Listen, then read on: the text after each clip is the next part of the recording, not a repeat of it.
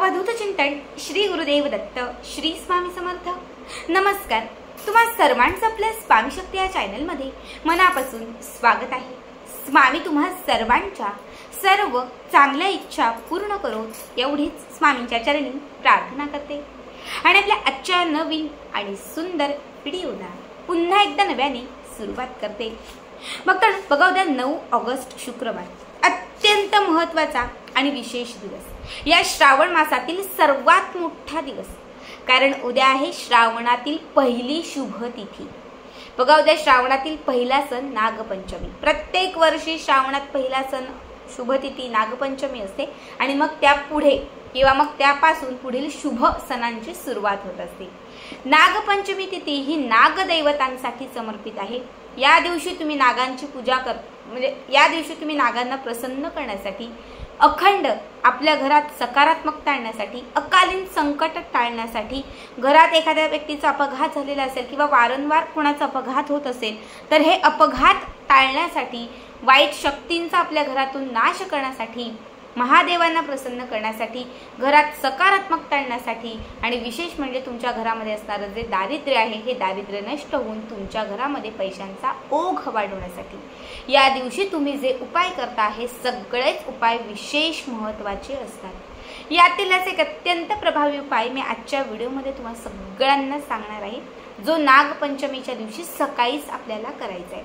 मग आता उद्याच्या दिवशी आपण व्रत करतो, वैकल्य करतो, उपासना करतो, नैवेद्य बनवतो, मंत्र तंत्र स्तोत्र यांचं पठण करतो, अशा सगळ्या शुभ आणि चांगल्या गोष्टी करतो। पुढच्या व्हिडिओमध्ये मी तुम्हाला उद्याच्या दिवशी नक्की काय करावं, नैवेद्य कुठला दाखवावा, मंत्र कुठला म्हणावा, पूजा कशी करावी हे सगळंच सांगेल।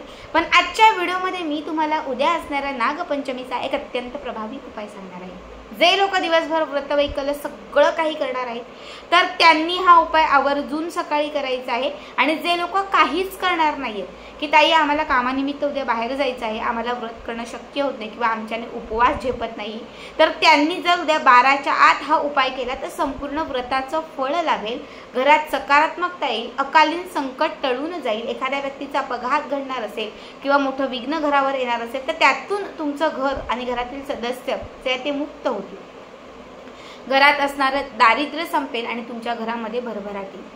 बघा, उद्याचा हा खास उपाय आहे।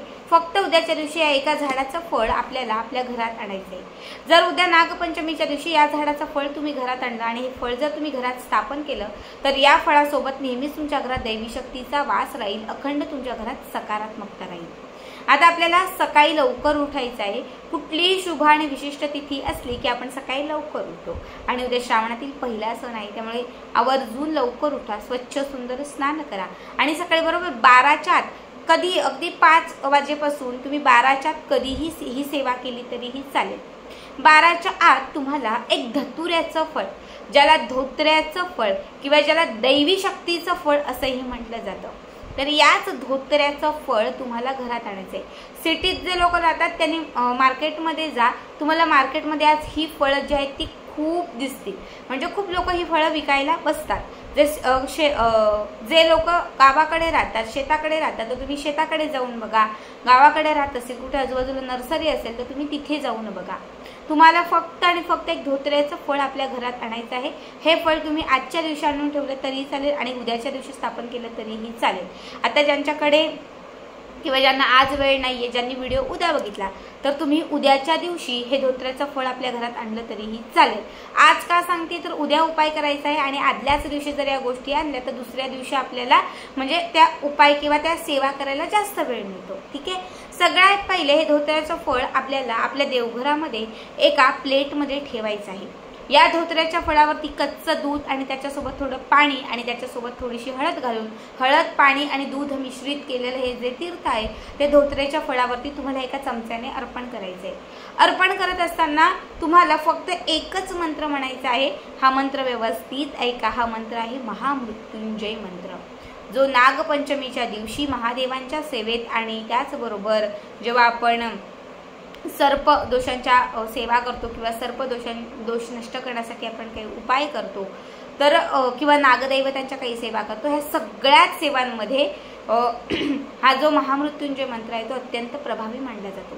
म्हणून आपल्याला महामृत्युंजय मंत्राचा जप करायचा आहे। एक चमचाभर तुम्हाला म्हणजे एक पळी किंवा चमचा घ्या, त्यामध्ये ते तीर्थ घ्या, त्या फळावरती अर्पण करा आणि म्हणा ओम त्र्यंबके यजामहे सुगंधी पुष्टिवर्धनम उर्वारुक्मे बंधना मृत्युमोक्षे मामृतात। ओम त्र्यंबके यजामहे सुगंधी पुष्टिवर्धनम उर्वारुक्मे बंधना मृत्युमोक्षे मामृतात।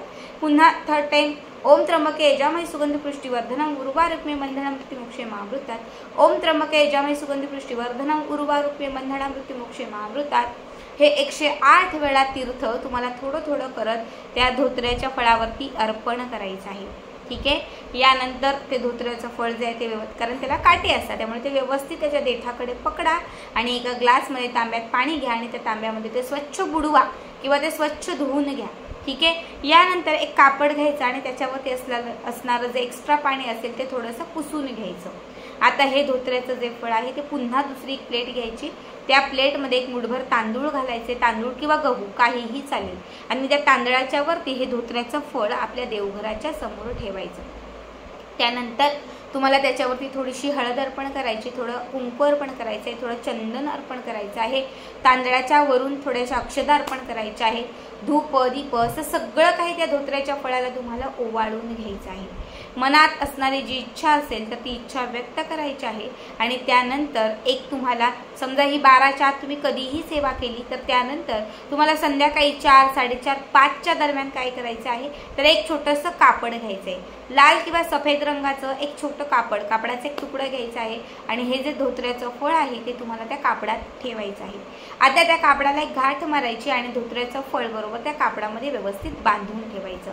ही म्हणजे हे फळ जे कापडात आपण बांधलेले त्याची जी पोटली तयार केलेली आहे ती आपल्या उजव्या हातामध्ये घ्यायची, हाताची मूठ अशी बंद करायची आणि तुमच्या मनात जी पण इच्छा असेल लक्ष्मी प्राप्तीसाठी, संकट संपण्यासाठी, करणीबाधेतून मुक्तता होण्यासाठी, व्यवसाय चांगला होण्यासाठी जी पण इच्छा असेल तर ती इच्छा त्यामध्ये व्यक्त करायची आणि त्यानंतर हे जे धोत्र्याचं फळ आहे हे धोत्र्याचं फळ घरातल्या 4ही दिशांना, 4ही कोपऱ्यांना स्पर्श करायचं आणि आपल्या घरातील मुख्य प्रवेशद्वाराला किंवा घरातील उत्तर दिशेला ते लावून म्हणजे टांगून ठेवायचं।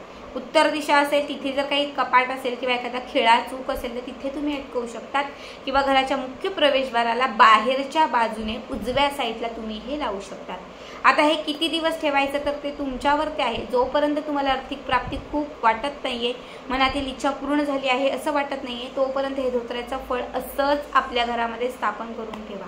बघा, उद्याचा हा उपाय तुमच्या घरातील सर्व संकटांना नष्ट करेल, घराची बांध खुली करेल, तांत्रिक मांत्रिक बाधा काही असेल त्या सगळ्या बाधांना आपल्या घराच्या बाहेर काढेल आणि तुमच्या घराची, तुमच्या पतीची, तुमच्या मुलांची भरभरून प्रगती होईल। या एका उपायाने किंवा या एका सेवेने नेहमीच तुमच्या घरात सकारात्मकता येईल आणि तुमच्या मनात असणारी कितीही कठीण इच्छा असेल तर ती पूर्ण होईल।